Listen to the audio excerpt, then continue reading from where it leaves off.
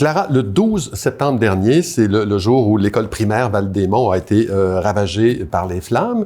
Un mois et demi plus tard, on fait le point avec vous sur la situation. Oui, donc je vous rappelle les faits. Comme vous le dites, le feu a été déclaré vendredi 12 septembre en soirée. 80 pompiers des services incendie avoisinants ont été dépêchés sur les lieux pour une intervention ayant duré plus de 10 heures. Heureusement, il n'y a pas eu de blessés, mais c'est un drame qui laisse d'autres séquelles. Je me suis entretenue avec des parents d'enfants de l'école Val-des-Monts. On peut écouter leur réaction au feu. Bien, c'est sûr que mon garçon, sa première réaction, c'était Yes, pas d'école lundi. Ça, c'était sa première réaction.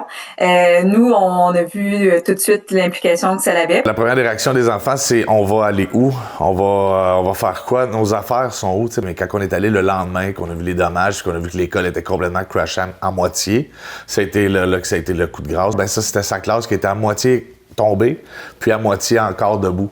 Donc, pour elle, ça a été comme un déchirement de voir que la classe était séparée en deux. Dans le fond, quand on a su, on était au restaurant. C'était la fête à mon garçon.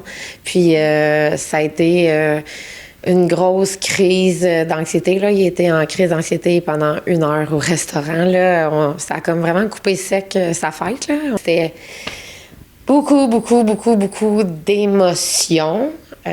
On est encore sur le choc. Il y a eu des cauchemars. Pendant les 3 jours suivants, il n'a pas été capable de dormir dans sa chambre. Il y avait des cauchemars, puis il pensait juste à ses souliers, à ses affaires. Tu sais, pour certains, ça peut être juste parce qu'on en a vu des commentaires sur les réseaux. Mais là, c'est juste des effets personnels, c'est pas grave, il y a de l'assurance. Mais pour un enfant, c'est ces petites choses à lui, là. Et est-ce que la cause de l'incendie a été déterminée? Oui, ce serait un problème électrique. Il y avait eu des problèmes de chauffage à l'école Val-des-Monts l'hiver dernier, mais le Centre de service scolaire de la Rivière-du-Nord a écarté tout lien entre ces incidents et l'incendie, qui n'aurait pas non plus de cause criminelle. Il y a eu une période de battement et de réorganisation, mais dès la semaine suivante, les 365 élèves de l'école Val-des-Monts ont été relocalisés dans 4 écoles de la région.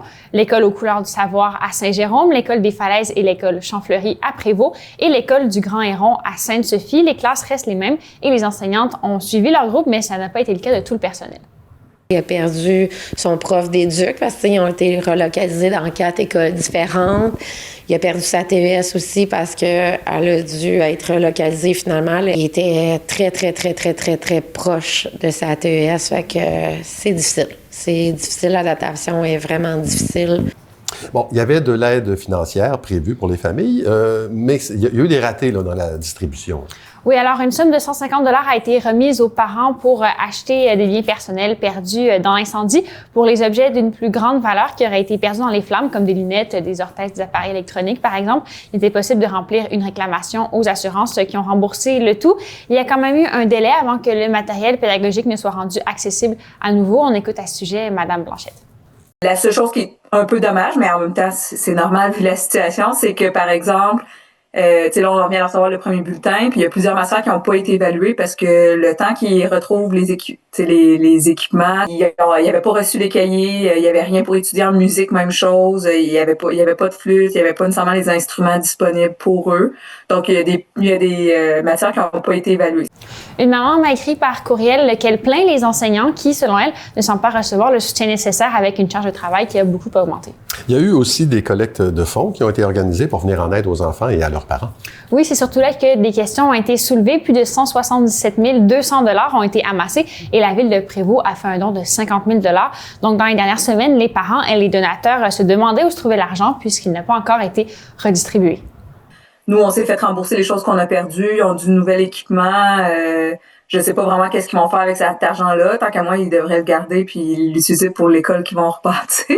Et on n'a pas vraiment eu de nouvelles par rapport à ça. Là. Ce que je pensais qu'il aurait pu faire, c'est mettre des roulottes de chantier annexées aux écoles de Prévost. Je trouve qu'il y avait peut-être des endroits où il aurait pu envoyer les enfants qui étaient peut-être moins loin ou faire ça différemment que qu'est-ce qu'ils ont fait. Ça aurait peut-être affecté moins nos enfants.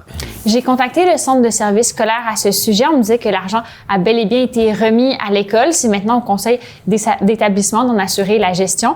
L'objectif serait d'organiser des activités avec cet argent pour rassembler les élèves. Plusieurs parents à qui j'ai parlé ont insisté sur l'importance de gérer cet argent avec transparence puisque les gens ont donné avec l'intention précise d'aider les jeunes de Val Val-des-Monts. Le Club optimiste de Prévost, en collaboration avec Sport Expert Atmosphère, ont aussi offert 2500 $ en carte cadeau pour les parents qui en faisaient la demande et ont organisé une collecte d'effets scolaires qui ont ensuite été redistribués.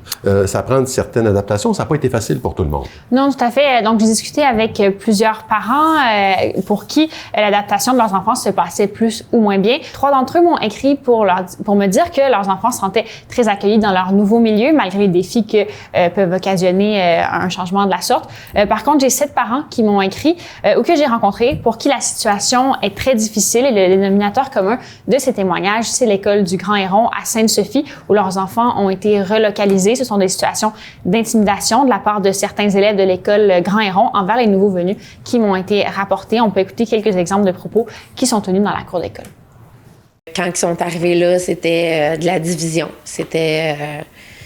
ils les appelaient Val-des-Cendres.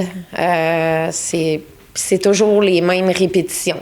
C'est vous autres qui avez brûlé votre école, vous êtes des cons. Il dit, quand on sort, on est comme dans une...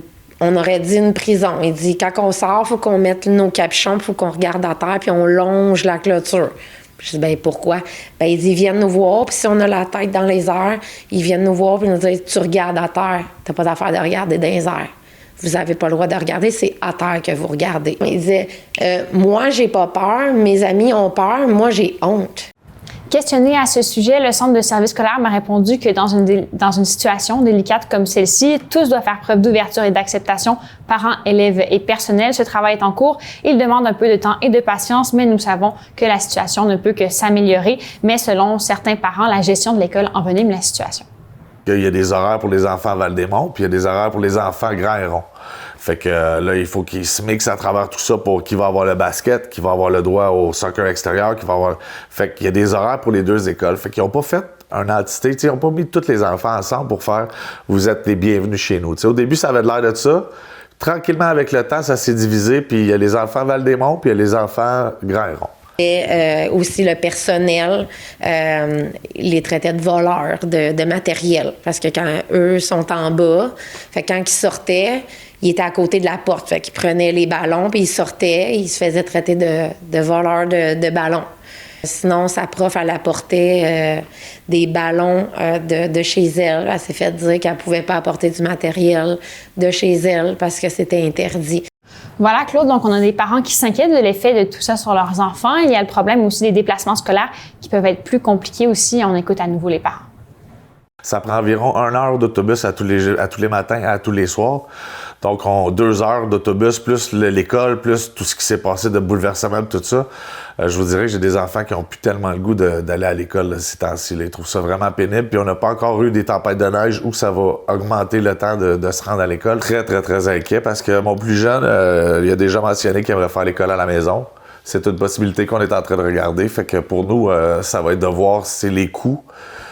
Puis ce que ça va donner comme bienfait à mon enfant. Mais on regarde vraiment la possibilité de le ramener à la maison. Ça continue. On le nomme, mais ça continue. Faut agir, là. Faut agir parce que ça va virer mal, là. Selon les dernières informations du Centre de service scolaire de la Rivière-du-Nord, pour l'année 2026-2027, il devrait y avoir une sorte d'école mobile qui devrait être réaménagée. Alors, on continue à suivre ça.